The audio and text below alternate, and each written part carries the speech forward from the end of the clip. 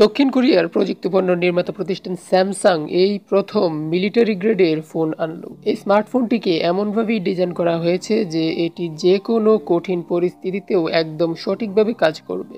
এটি মার্কিন সামরিক বাহিনীও ব্যবহার করে।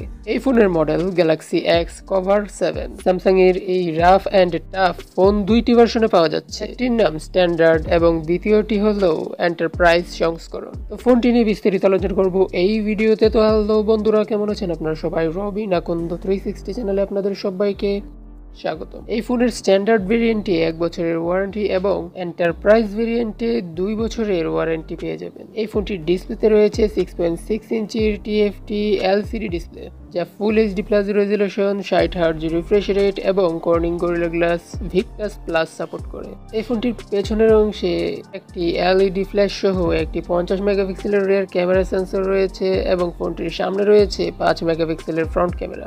ফোনটির প্রসেসরে আছে মিডিয়াটেক ডাইমেনসিটির 6100 প্লাস চিপসেট। ফোনটির অপারেটিং সিস্টেমে আছে অ্যান্ড্রয়েড 14 ভিত্তিক 1U ইন্টারফেস। এই ফোনটির ব্যাটারিতে দেওয়া হয়েছে 4500 mAh এর ব্যাটারি, যা 15 ওয়াট দ্রুত চার্জিং সাপোর্ট করে। এই ফোনে চার্জ করার জন্য USB Type-C পোর্ট রয়েছে এবং পোগো পিন রয়েছে। ফোনটির কানেক্টিভিটিতে রয়েছে dual SIM, 5G wifi, Bluetooth, NFC, GPS এর মতো অনেক কানেক্টিভিটি সমৃদ্ধ ফিচার রয়েছে।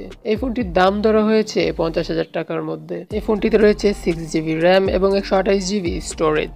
মাইক্রো SD কার্ডের মাধ্যমে ফোনটির স্টোরেজ আরও বাড়ানো যাবে। ফোনটি পাওয়া যাবে ব্ল্যাক কালারে। তো স্যামসাং এর নতুন এই ফোনটি আপনার কাছে কেমন লেগেছে তা কমেন্ট করে জানিয়ে দিন এবং ভিডিওটি ভালো লাগলে একটি লাইক দিবেন, শেয়ার করবেন। আপনার বন্ধুদের মাঝে কোনো প্রকার প্রশ্ন থাকলে তাও কমেন্ট করে জানাতে পারেন। দেখা হবে পরবর্তী ভিডিওতে। ধন্যবাদ।